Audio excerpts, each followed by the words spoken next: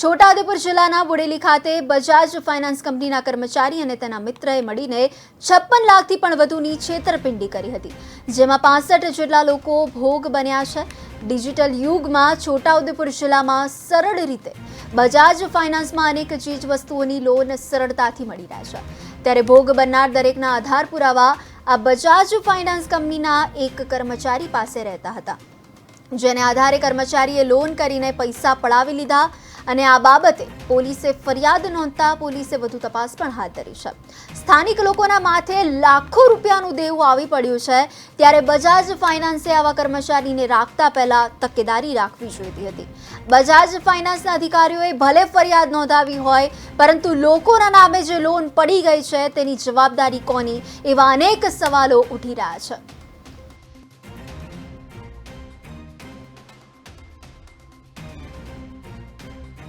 ફરિયાદની હકીકત એવી છે કે જે પ્રજ્ઞેશભાઈ પંચાલ છે એ બજાજ ફાઇનાન્સ જે કંપની છે એમાં સેલ્સ એક્ઝિક્યુટિવ તરીકે બોડેલી બ્રાન્ચમાં ફરજ બજાવતા હતા। એ દરમિયાન તેમને આ કામના આરોપી જે ખુમાનસિંહભાઈની મદદથી બોડેલી અને જેતપુર તાલુકાના અલગ અલગ 65 જેટલા જે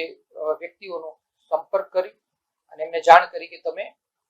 જે બજાજ ફાઇનાન્સમાંથી પર્સનલ લોન લ્યો અને આ લોન છે એ તમામ લોનના હપ્તા અમે ભરી આપશું, હું ભરી આપીશ, અને આ સંદર્ભે એમને 300 રૂપિયાના સ્ટેમ્પ ઉપર એવું નોટરાઇઝ લખાણ કરી બાંયધરી લખી આપી કે આ લોનના હપ્તા અમે 10 હપ્તામાં અમે ભરી આપશું। એમ કરી 65 કસ્ટમર પાસેથી એમને કુલ 75,87,000 રૂપિયાની લોન લીધી। ફાઇનાન્સની અંદર હું લોન 2 મોબાઈલ લીધા ત્યારે લોન પાસ થઈને 1,43,000 ની લોન પાસ થઈ, અને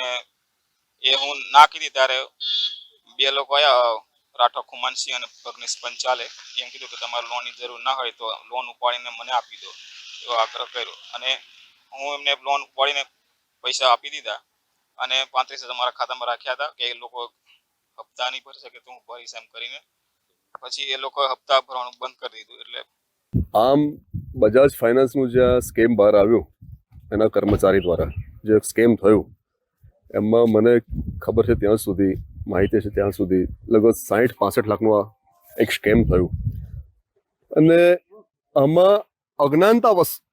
લોકો ફસાયા છે, કારણ કે જિલ્લો આદિવાસી છે, છોટાઉદેપુર જિલ્લો એક આદિવાસી જિલ્લો છે,